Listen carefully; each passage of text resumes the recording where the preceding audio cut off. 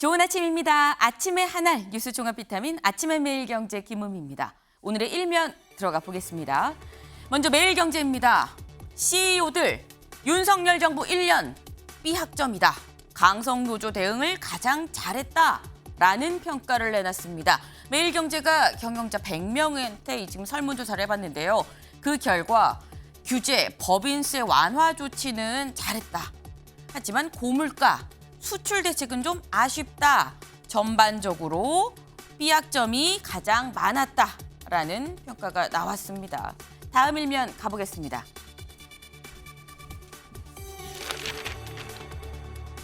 동아일보입니다. 네, 돈봉투 의혹 21일 만에 야당 윤관석, 이성만 의원 탈당했습니다. 이 얘기는 저희가 잠시 뒤에 좀 얘기로 깊게 나눠보도록 해볼까요? 다음 일면 보겠습니다. 서울신문입니다. 한일 정상회담에서 오염수 방류 문제가 처음으로 공식 논의될 예정이라고 합니다. 7일, 8일, 1박 2일 동안 기시다 총리 방한한다라고는 얘기가 나왔었는데 오염수 방류 문제가 공식 의제가 될 것이다라는 기사입니다. 다음 일면 보겠습니다. 경향신문입니다.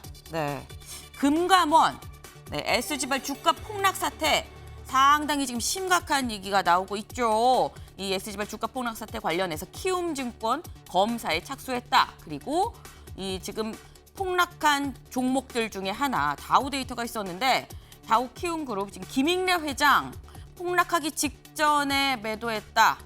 뭔가 연계가 된 거 아니겠느냐. 연계 여부도 금감원에서 조사를 할 예정이라고 합니다.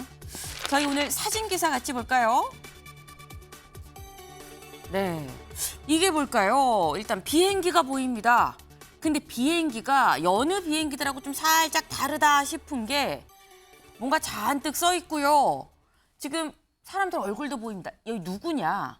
블랙핑크입니다. 블랙핑크가 대체 비행기 겉면에 왜 랩핑이 돼 있는 거야 하실 수 있는데 옆에 글씨를 보시면 월드 엑스포 2023 부산 코리아. 지금 부산 엑스포 홍보를 위해서 비행기는 전 세계를 누비니까 블랙핑크 이 홍보 얼굴을 좀 싣고 이 부산 엑스포 부산이 좀 유치를 하자. 월드 엑스포 부산이 좀 유치를 하게 해달라라는 홍보를 위해서 지금 비행기 랩핑을 이렇게 했다고 합니다. 저희 아침의 매일경제도 부산 엑스포 같이 좀 응원을 해보도록 하겠습니다. 저희 뉴스 종합 비타민 지금 TV로 시청하고 계시는 거 맞죠? TV 말고 유튜브로 댓글도 달아가면서 보시면 더 재밌습니다. 질문 달아주시면요 또 같이 얘기를 나눠볼 수 있도록 해보겠습니다. 오늘 함께해 주실 분들 소개합니다. 안녕하세요. 네, 반갑습니다.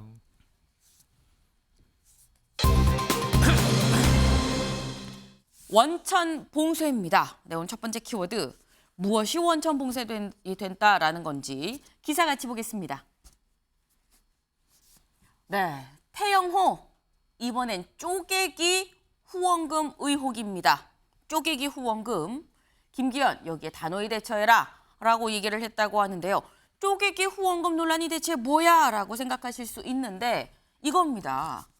어제 한 언론이 이 보도한 내용인데요. 지난 3년간 2020년부터 22년까지 정치 후원금 장부를 입수해서 보니까 태영호 최고위원이 서울시 그리고 강남구 의원 5명한테 본인 가족 뭐 이런 이 명단을 좀 그래서 쪼개기라는 얘기가 나오는 거죠. 지인들 명의로 지방선거가 있던 지난해에만 1,850만 원의 후원금을 받았다고 보도를 했습니다. 그러니까 지방선거 전후다 보니까 일부는 공천 헌금 의혹 뭐 비슷한 성격이 아니냐라는 의혹도 나올 수 있는 거고요. 여러 명한테 나눠서 쪼개기 후원금을 받은 그 자체도 사실 문제가 될 수 있는 건데 여기에 대해서 또 연간 후원 이 금액인 500만 원을 초과해서 받은 의혹도 있다라는 내용입니다. 이 의혹이 어제 나온 태영호 최고위원에 대한 이 지금 쪼개기 후원금 의혹인데요.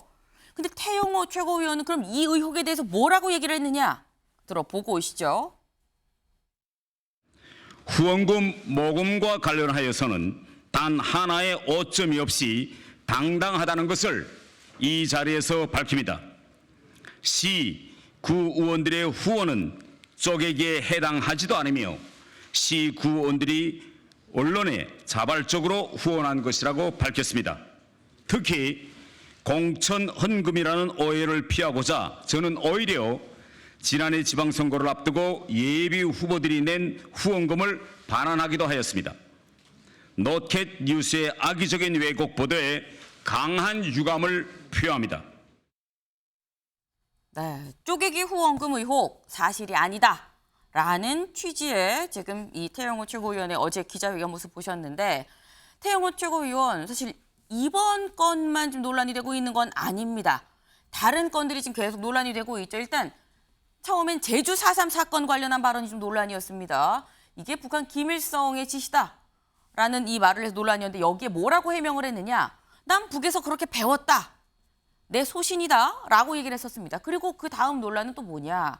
민주당을 비판하는 이 글을 자신의 SNS에 올리면서 JMS라는 글을 올렸습니다. 여기에 대해서 뭐라고 해명했냐. 이건 보좌진의 실수다. 올릴 글이 아니었는데 노출이 됐다. 실수였다. 라고 얘기를 했습니다. 그리고 나왔던 게 공천 개입 의혹이 같이 불러일으켰었던 바로 이겁니다. 정무수석이 최고위원 기간 동안 마이크를 잘 활용하면 공천 문제 신경 쓸 필요가 없다고 했다라는 녹취가 나오면서 논란이 됐는데 여기에 뭐라고 했느냐. 그런 얘기는 없었다. 내가 좀 과장해서 얘기를 했었던 거다라고 얘기를 했습니다. 그리고 나온 게 지금 쪼개기 후원금 의혹입니다. 논란이 지금 상당히 많습니다.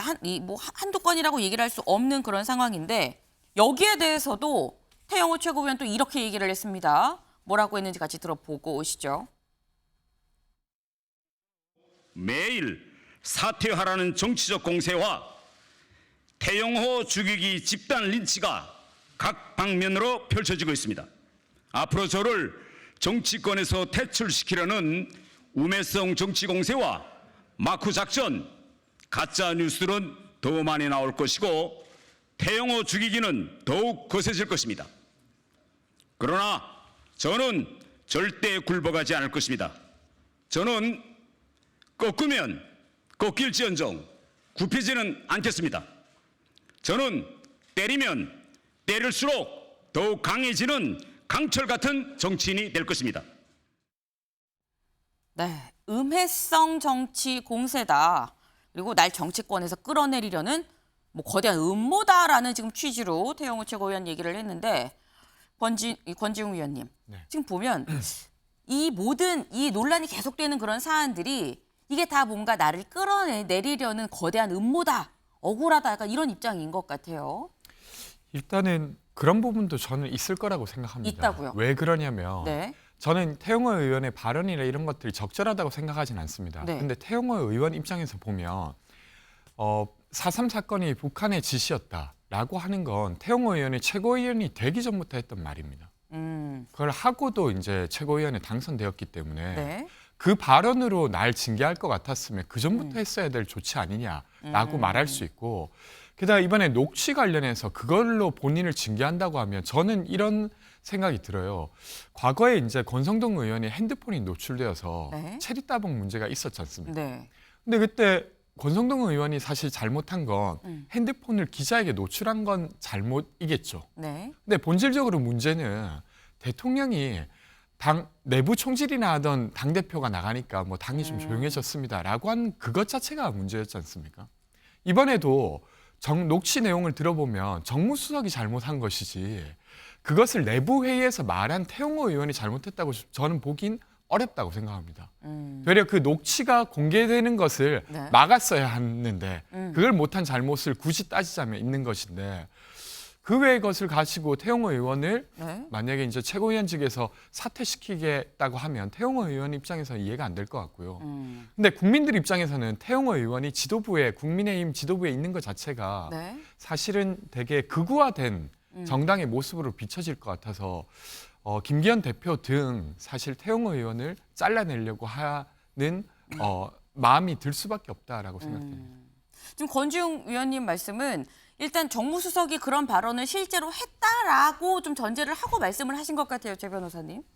그렇습니다. 지금 말씀하신 것처럼 과연 그러면은 지금 여러 가지 의혹 중에 특히 저는 본인으로서는 뭐 하나의 어떤 잘못도 없다고 하지만 본인 스스로 거짓말을 하고 과장해서 했다는 사실을 자인했었지 않습니까? 네. 이진복 그 정무수석과의 어떤 전화했다는 사실 자체에 대해서는 아마 다른 그런 이론이 있기는 어려울 것 같습니다. 하지만 그때에 무슨 대화가 있었는지와 관련해서 네. 지금 태 의원 같은 경우에는 본인이 지금 공천과 관련되는 그런 얘기한 적이 없다라고 얘기를 본인도 얘기하고 있고 이진복 수석도 본인 같은 경우에는 그 민감한 시기에 그런 얘기를 할 이유가 전혀 없다고 했기 때문에 당사자들이 다 부인하고 있다. 그렇죠. 그렇기 때문에 결국 그러니까 이제 용산이죠. 용산. 용산의 어떤 그 정치 개입 이 부분은 사실이 아닌 것으로 서로 확인된 것 아니겠습니까? 더 중요한 것은 그게 아니고 정말 본인의 어떤 공천 이런 부분을 통해서 네. 보좌진을 껴안으려고 하는 과정에서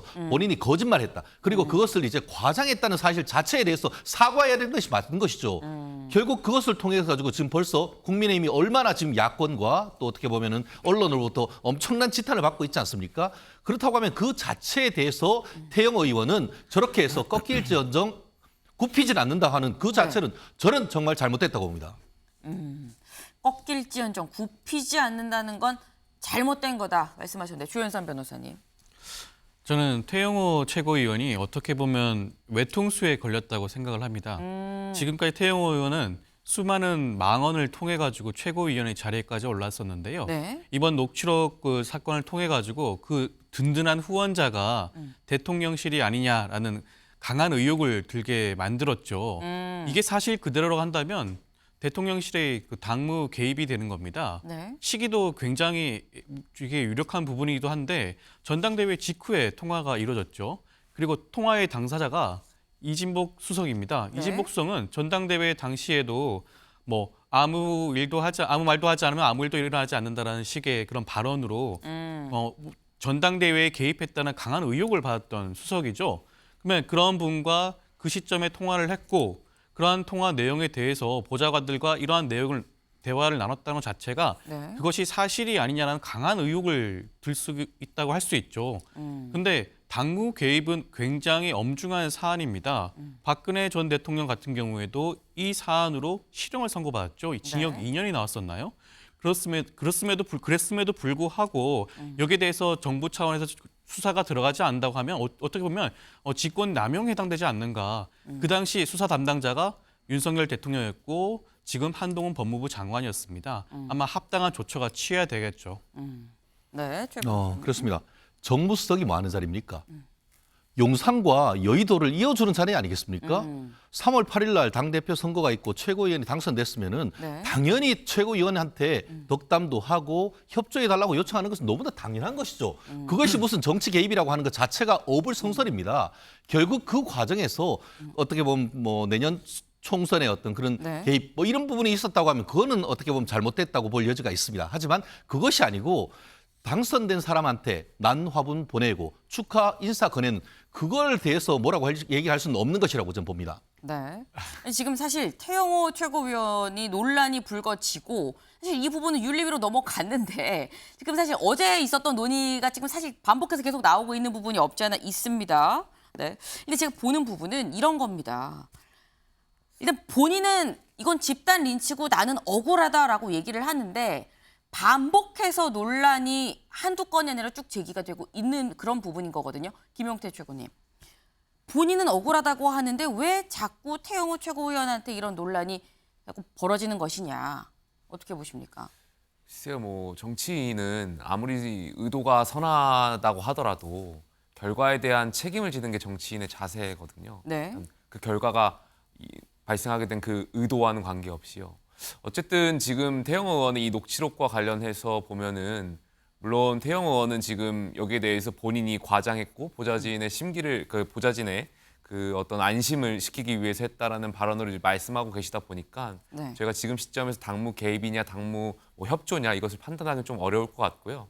다만 그렇다고 하더라도 글쎄요, 태영 의원께서 어쨌든 과장의 발언으로 인해서 이제 대통령실을 끌어들였고 공천에 과장된 표현을 했으니까 여기에 대해서 저는 태영 의원이 책임질 자세가 필요하다라고 생각되고요. 네. 다만 태영 의원께서 글쎄요, 어제 기자회견을 보면 저는 좀 당황했습니다. 그러니까 그 기자회견의 태도를 보면 본인이 어쨌든 여기에 대해서 국민의힘의 당원분들께나 국민들께 이러한 일이 일궈진 거에 대해서 본인의 잘못, 어쨌든 일말의 잘못은 있지 않겠습니까? 여기에 대해서 먼저 사과할 줄 알았는데 네. 마치 본인을 음해하려고 하는 듯한 그런 발언들을 하시면서 맞서 싸우겠다라는 표현을 쓰셨잖아요. 네. 이것은 공당의, 특히 집권 여당의 최고위원으로서의 태도는 적절하지 않았다라고 저는 생각되고요. 글쎄요, 이 부분에 있어서 윤리위가 이제 소집된 걸로 어제 징계 절차 개시가 된 걸로 알고 있는데요. 네. 이 녹취록이 공개됐다라는 걸로 과연 징계를 할 수 있을 것이냐. 품위 유지 위반이라는 건데 이 부분이 굉장히 애매한 기준이다 보니까 이 부분도 징계가 갈지 안 갈지는 좀 더 지켜봐야 될 것 같습니다. 네. 이 부분이 징계가 될지 안 될지는 좀 지켜봐야 된다라고 말씀을 하셨는데 다음 기사 좀 보겠습니다. 네. 김기현 대표가 나섰습니다. 태영호 징계심사에 녹취록도 추가하세요. 일단 저희가 앞에서 말씀드렸던 거는 쪼개기 후원금 의혹이 또 새롭게 나왔다라는 거였는데 그보다 앞서서 나왔던 녹취록 의혹이 또 있죠. 녹취록 의혹을 지금 현재 JMS 민주당 그 글을 올린 걸로 인해서 제주 4.3 사건 관련 이 발언이 올라간 윤리위 징계안에 녹취록도 추가하세요라고 김기현 대표가 지시를 했다라는 겁니다. 네. 김기현 대표의 얘기를 좀 직접 들어봐야겠죠. 들어보고 오시죠. 병합 요청하신 좀 이유가 좀 이게 정확한 사실관계를 좀 더 파악을 해서 해야 될 필요가 있는데 파악을 해본 결과 그러니까 실제로 그 정무수석이 하지 않은 말을 한 것처럼 본인이 과장해서 표현한 것이 불필요한 오해를 일으켜서 그 때문에 상당한 부담을 당해주게 되었다 하는 점에 대해서 평가를 해야 되는 것이 아니냐 생각을 하게 됩니다.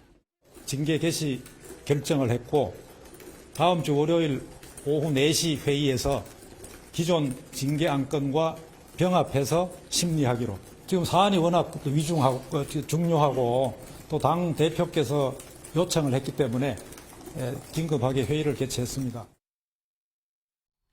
네, 어제 오후 6시에 바로 윤리위가 긴급하게 열렸습니다. 열린 이유 방금 들으셨다시피 김기현 당대표가 긴급하게 좀 요청을 했다라고 얘기를 하죠.